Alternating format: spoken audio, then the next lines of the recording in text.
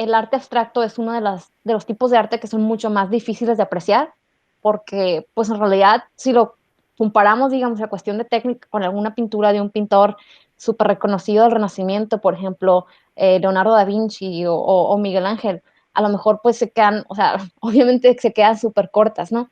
Estamos haciendo este video no para convencer a la gente que odia, digamos, este tipo de arte, sino como para construirnos un caso para que las personas que sí quieren darle una oportunidad a este tipo de pinturas, por lo menos puedan entender qué es lo que los artistas querían transmitir cuando las hacían, ¿sí? Obviamente cada quien tiene sus propias opiniones, pero si a lo mejor tú has encontrado este podcast y te interesó el título, a lo mejor esta es tu oportunidad para darle una chance a este tipo de arte y que podamos a lo mejor compartirte información que tú desconocías y que te puedan ayudar a apreciarla de una manera más amplia.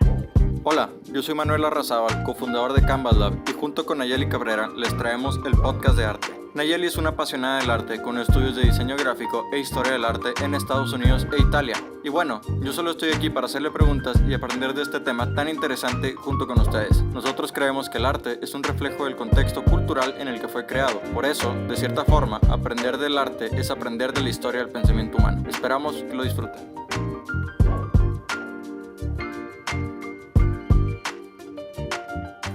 Hola a todos, queridos seguidores, muchas gracias por venir a escuchar otro capítulo del podcast de arte con Nayeli y conmigo Manuel Arrazábal.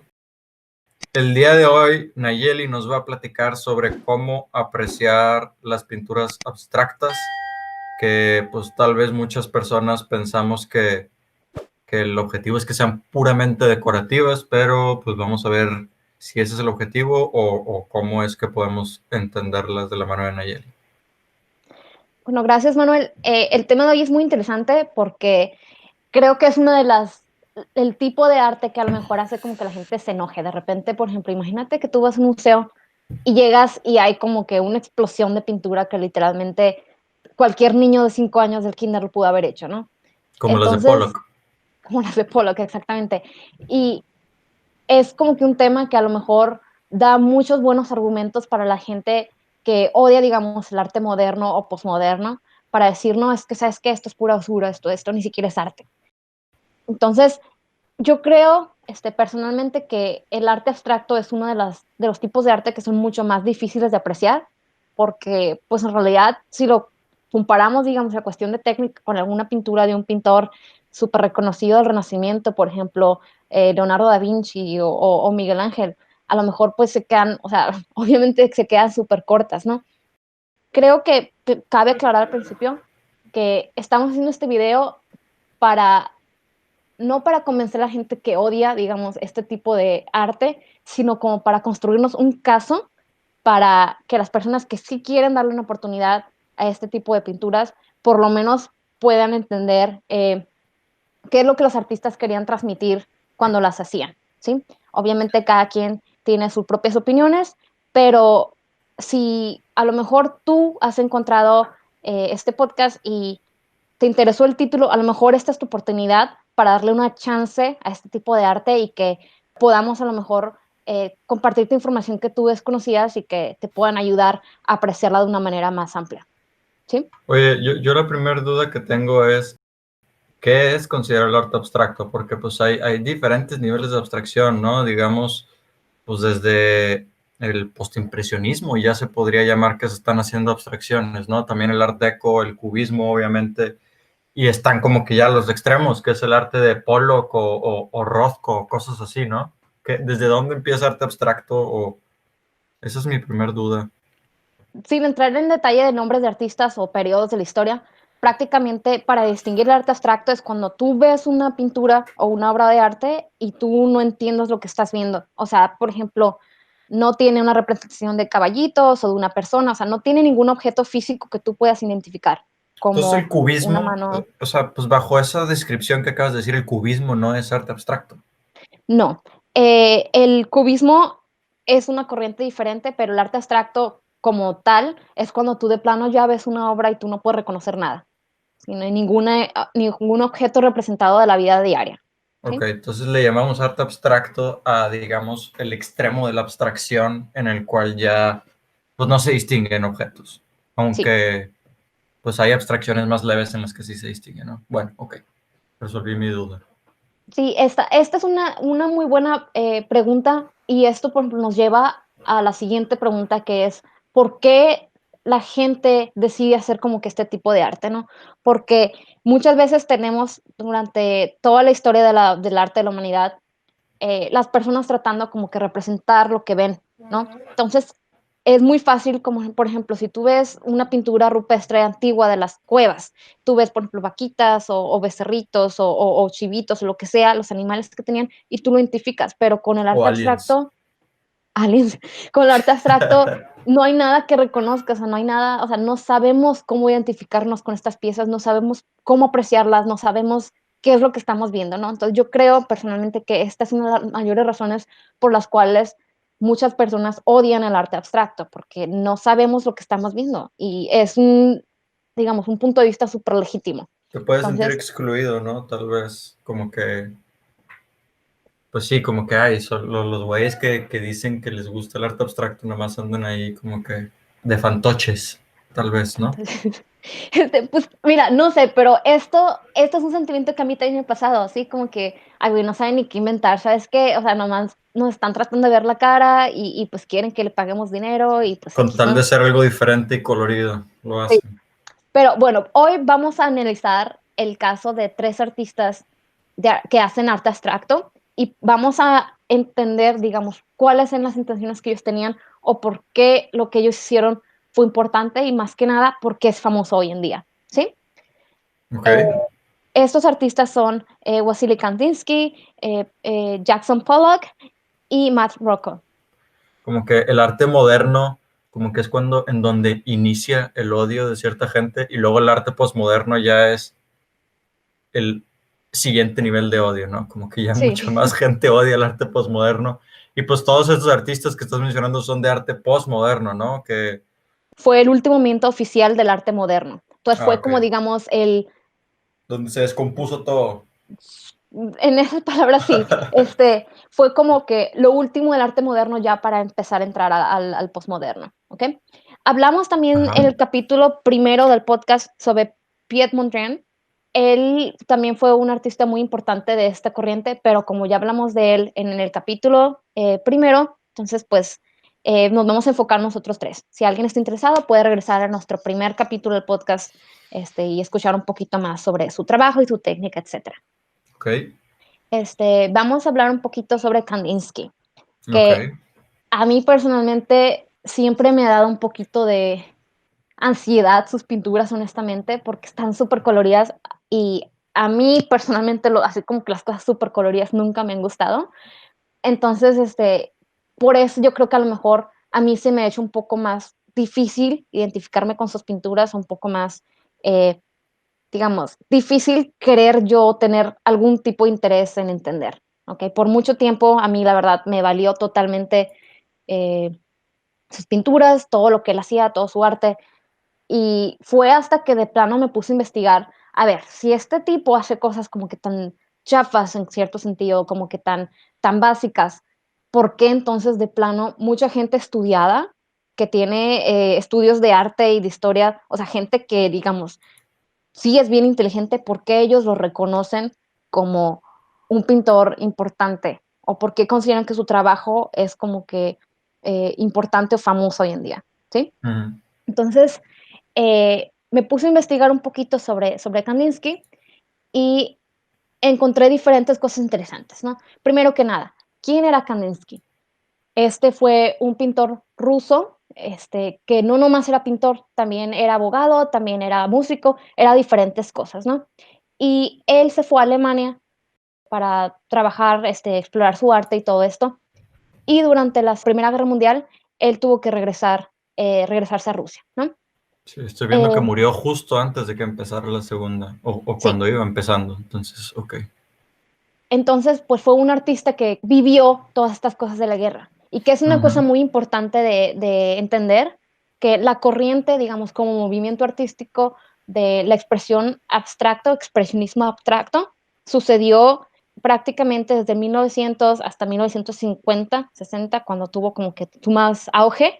Durante este tiempo sucedieron lo que fueron la Primera y la Segunda Guerra Mundial. Esto es muy, Ujú. muy importante que recordemos, ¿sí? Claro, Eh, y también es importante tener en cuenta que pues como casi todos los movimientos artísticos que hemos estado analizando sucedieron en Europa, que fue exactamente la región que fue más afectada por estas guerras, ¿no? Entonces, pues era algo, me imagino, con lo que convivían estas personas todos los días, ¿no? Todos los días se hablaba de la guerra, vivían algo de la guerra o eran afectados por algo de la guerra. Eh, pues yo pienso que tal vez ellos, por ejemplo, estaban más afectados por la Segunda Guerra Mundial que nosotros el día de hoy por el coronavirus. O sea, digo, como que para ponerlo en contexto, yo creo, ¿no? Digo, no estuve ahí, obviamente, pero me imagino que algo así tenía más impacto en su vida que lo que estamos viviendo hoy en día nosotros, ¿no? sí, indudablemente fueron como que tiempos bastante difíciles para todos, sobre todo en Europa. Pero Ujú. bueno, vamos a hablar un poquito de Sobre todo Kandinsky. en Rusia, perdón que te interrumpa, sobre todo en Rusia, porque la Primera Guerra Mundial estuvo, digo, bueno, en las dos, estuvieron muy involucrados pues, Sí, Rusia. Y ahí es de donde era Kandinsky, según lo que me acabas de sí, decir, sí. ¿no? Este, y bueno, Kandinsky, como mencionamos, era un músico. Y él en ese tiempo era como que muy apasionado de seguir todo esto de las artes, el teatro, la música, la pintura, etcétera, ¿no? Entonces, él pensaba que las pinturas tenían que ser de una manera moderna, tenían que expresar lo mismo que tú sientes cuando escuchas, por ejemplo, alguna pieza de música. ¿Te ha pasado, Ujú. por ejemplo, a veces que tú escuchas una pieza y no, o sea, no sabes de lo que se trata a lo mejor la historia, no sabes lo que piensa el artista, pero te llega, como que emocionalmente te, te provoca diferentes sentimientos, te provoca diferentes sensaciones, ¿no? Claro, sí, sí, sí, Entonces, diferentes tipos de melodías tienen pues diferentes efectos emocionales. y Kandinsky, por ejemplo, él quería crear, digamos, lo equivalente a las sensaciones que te muestran la música, pero con una pintura. O sea, quería que cuando nosotros viéramos una pintura, no tuviéramos que entender exactamente la historia, sino que pudiéramos evocar diferentes sentimientos o emociones, ¿sí? Ujú. Hay diferentes expertos que creen que Kandinsky, de hecho, tenía una condición que se llama sinestesia. No sé si has escuchado hablar de ella. Es la que ven colores con sonidos, ¿no? Algo así, ¿no? Como que combinan los sentidos de auditivo y visual y pueden ver colores en la música, por ejemplo, ¿es esa? Más o menos, o sea, lo que yo estuve investigando la sinestesia es que en el pasado se pensaba que la gente podía combinar sentidos. Por ejemplo, oler los Mm. colores, escuchar las texturas, cosas así. Pero ahora se ha descubierto que no es simplemente que las personas combinen sentidos, sino que cuando tú experimentas alguna sensación estimulando un sentido, por ejemplo, el tacto, te estimula también otra parte de tus sentidos, por ejemplo, el oído. Entonces la gente, digamos, puede escuchar las texturas, ¿no? O por ejemplo, en el caso de Kandinsky, muchos expertos piensan que él podía ver, digamos, la música, ¿sí? Entonces, diferentes tipos de sonidos le producían a él estímulos o asociaciones de diferentes colores. Es como si su música, sus pinturas fueran una traducción o digamos un equivalente visual de lo que él estaba escuchando. Y como él era un músico preparado y estudiado, él tenía mucho conocimiento sobre los ritmos, sobre las melodías, sobre qué es disonante, sobre qué es los tipos de instrumentos, los diferentes tipos de música que existían en ese tiempo. ¿Okay? Entonces, En general era alguien muy culto, ¿no? Por lo que dices, o sea, porque sí, aparte de conocer de la música, conocía de leyes y me imagino que era alguien que leía mucho. sí, él era una persona pues súper pulcra, súper put together, así como diríamos hoy. Entonces, bueno, es de a partir de los, digamos, sus notas, sus apuntes que ha hecho él, se puede descubrir, digamos, el código para entender sus pinturas, ¿ok? Esto El código, por qué dices código? Las escondía así como tipo, como se cree que lo hacían los renacentistas o cosas así. no es que lo escondiera, simplemente el código lo llamo así como una herramienta que te va a ayudar como a entender qué es lo que significa, qué significan los colores en las pinturas que estás viendo. ¿sí? La simbología, La digamos, de cierta simbología, forma. sí. Ok. Entonces, por ejemplo, te lo leo. Este lenguaje o este código combina lo que son las formas y las emociones, ¿no? Ajá. Combina los colores con los sentimientos que está tratando de evocar y con los, digamos, con los sonidos que él está tratando de experimentar, ¿sí? Cuando él veía el verde, él sentía como que algo relajado, relax, y lo asociaba con el sonido de los violines, ¿sí? Ok. Cuando veía el blanco representaba el silencio o las pausas en la melodía, o el espacio negativo, así que es siempre importante para crear este ritmo de la música. Ajá. Cuando veía el negro, él lo asociaba como a la muerte o en el caso de la música como a la disonancia. La disonancia es cuando se tocan diferentes notas, por ejemplo, en un piano y se ve Que como que salen una de no le tono, ¿no? combina bien, como que una le Exacto, sí. queda rarita, ¿sí? Ujú. Cuando él veía el rojo fuerte, él sentía como que aturdido, lo asociaba a las trompetas, era como que energía, este, todo digamos, furor, ¿no? Ujú. Cuando veía el rojo apagado, él lo asociaba a la música de los chelos, que es algo triste, que es algo melancólico, que es algo pues como mucho más emocional. Después tenemos el morado, asociaba al corno francés y le evocaba sentimientos como de espiritualidad, como de religiosidad y este tipo de cosas, ¿Cuál, ¿sí? cuál es ese instrumento? ¿Corno Este francés? corno francés, uno que está enrolladito. Ah, ese es un Este, tipo de trompeta, ya sé cuál es. sí.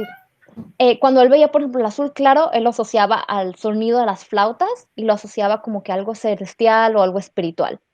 El azul rey era para él los instrumentos de bronce, el trombón, la trompeta, todos estos. Y el azul marino para él significaba un órgano. Ok, Ahora, está muy complicado. está complicado, sí. Te voy a mostrar una pintura hecha por él que se llama Composición 7. ¿Ok? Si tienes oportunidad, búscala ahí rapidito en Google. Y te voy a poner una pieza de En música. Canvaslab, la buscamos en canvaslab.com, Nayeli, porque aquí la tenemos. Ok, ok. Y estoy invitando a nuestros seguidores a que la busquen y si les gusta, la pueden comprar en diferentes materiales, con envío gratis a todo México. Ok, Muchas gracias.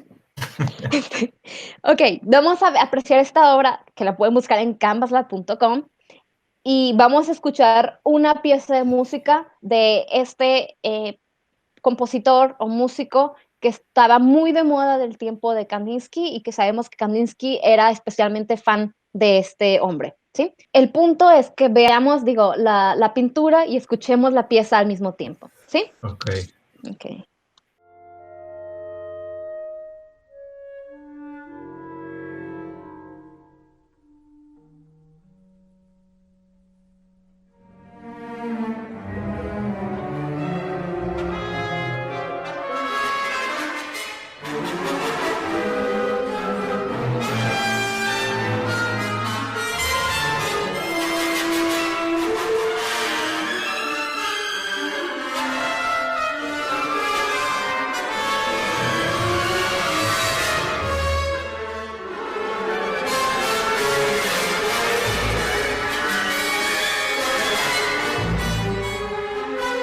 Bueno, esto era solamente un pequeño pedazo de la Ajá. música que era popular en el tiempo y en la región geográfica donde estaba Kandinsky en este Ah, tiempo. pero esa era música como que, o sea, ¿era solo un ejemplo o esa canción que pusiste era específicamente en la que se inspiró para esta obra? Es un ejemplo. Ok, Sabemos que Kandinsky se inspiraba en este compositor que se llama Arnold Schönberg. Él, ya. no sabemos si exactamente esta pieza era para esa pieza de música, pero es muy probable que sí haya sido así, ¿sí? Sí, Entonces, que ese es uno de los maestros, ¿no? De la composición. sí. Entonces, tenemos que entender un poquito cuando Kandinsky hacía sus pinturas, él quería representar una pieza de música. Él tenía maneras en las que él asociaba la música o las imágenes, la música con las imágenes. Por ejemplo, él pensaba que cuando las pinturas eran muy simples, por ejemplo, las pinturas del Renacimiento, donde tenemos, por ejemplo, la Venus de Urbino, que simplemente está una mujer acostada, él pensaba que esos eran equivalentes, digamos, a una melodía musical, o sea, algo súper simple, por ejemplo, la cancioncita de cumpleaños feliz, ¿no? Ujú, Cumpleaños feliz. Ok, so like, él pensaba que las piezas de arte que eran simples, las pinturas que eran muy simples, era lo equivalente a una melodía. Pero entre más elementos tuviera, entre más compleja fuera la pintura, era equivalente a una sinfonía. ¿Sí? Las sinfonías son, por ejemplo, de estos ujú. maestros grandes de música clásica que hacen así, todo este conjunto de instrumentos musicales que conforman, digamos, estas sinfonías era lo equivalente a sus pinturas. Entonces, cuando nosotros vemos un montón de elementos coloridos por todas partes, son las partes de la sinfonía y la parte que toca cada instrumento para hacer que todo junto se conforme una composición, digamos, grande, una pieza maestra. ¿Sí? Sí, pues sí, digo, yo lo primero que pienso aquí, mis primeras reacciones son que entiendo de cierta forma por qué mucha gente odia este tipo de pinturas, porque para empezar, digamos, la gente que realmente le gustan, hay mucha gente que le gusta la música clásica, ¿no? Porque hay música clásica que es, digamos, más fácil de escuchar o de digerir, pero hay algunas, como la del ejemplo que pusiste ahorita, que son bastante más complejas, ¿no? Que realmente la gente que le disfruta ese tipo de música es la gente que más sabe de música y que ha estudiado mucho música y que, pues de pronto les gustan cosas mucho más sofisticadas, ¿no? Que tú te pones a escuchar y dices, ¿por qué? ¿Por qué escuchas eso, no? Mejor ponme la tusa a mí. Sí. Este, Entonces, o sea, si está basado él en música complicada y aparte para entender las pinturas, necesitas como que de cierta forma entender un código, pues se entiende, ¿no? O sea, necesitas tener como que un nivel de sofisticación muy alto y aparte tiempo de sentarte a analizar para realmente ver, pues, dónde está lo interesante de sus pinturas, ¿no? Y por eso yo creo que sí, es muy normal que mucha gente las odie y digan, hombre, para allá, es ok. sí, entonces, mira, lo que dijiste es muy importante, o sea, se necesita como que el tiempo de sentarte y ponerte como que a examinar. Entonces, mi consejo sería si tú piensas que el arte de Kandinsky es pura basura, agarra este código, aplícalo a una de sus pinturas, siéntate un rato en silencio a tratar, digamos, de ver qué escuchas, ¿sí? Este es el término Ujú, correcto. Ve la pintura y ponte a analizar qué es lo que estás escuchando cuando tú ves esa pintura, ¿sí? ujú, ujú. Porque en mi opinión personal, este tipo de transformación auditivo-visual para mí es una genialidad, ¿sí? Ahora, yo personalmente no soy fan de las pinturas de Kandinsky, o sea, a mí no me gustan, pero eso no quita el hecho que yo aprecie la idea que tuvo este artista y el hecho de que yo sepa apreciar que, ok, esta fue una muy buena idea, fue una idea muy original y fue una manera muy interesante, digo, de representar lo que el artista estaba sintiendo, lo que el artista estaba escuchando en este tiempo, ¿sí? Sí, y creo que también pues para diferentes personas va a ser muy diferente, ¿no? La canción que suena en tu cabeza. Entonces, pues el valor, quiero pensar que gran parte del valor de estas obras está en el ejercicio de tratar de como que imaginarte la música, ¿no? Sí, el ejercicio, o sea, muchas veces yo creo que también esta es una razón por las cuales a veces no nos gustan las pinturas abstractas, porque todas se tratan sobre hacer un ejercicio mental. O sea, la Ujú. pieza, así como lo que hablamos del arte conceptual, la pintura en sí nomás es una herramienta que te va a ayudar a hacer el arte en tu cabeza, ¿sí? Entonces, muchos de nosotros a lo mejor no estamos dispuestos a darle la oportunidad o no estamos dispuestos a querer siquiera intentar ver lo que hacía el artista, ¿no? Pues así Sí, como. y luego también muchas pinturas abstractas, pues tal vez no las puedes entender o no las quieres, bueno, no es que no las puedas, sino que no queremos entenderlas. Pero por lo menos están bonitas y por lo menos son decorativas, entonces sí las tendrías en tu sala, pero estas de Kandinsky, aunque tienen muchos colores, pues sí, digo, no, pues bonitas no son, ¿no? En mi opinión, ¿no? Y yo jamás las tendría en mi sala, eh, entonces sí, digo, de, repito, veo por qué mucha gente puede odiar este tipo de arte, en específico los de Kandinsky, por ejemplo. Sí, y se valen todas las opiniones. Simplemente repito lo que dijimos en la introducción. Este podcast, este episodio de hoy está hecho para las personas que sinceramente sí quisieron saber por qué estas pinturas son famosas y por qué estos artistas vienen pasados a la historia como genios, ¿sí? Entonces, estas son las razones, tómenlas o déjenlas, pero esta es la razón por la cual Kandinsky se considera un pintor muy importante del siglo pasado.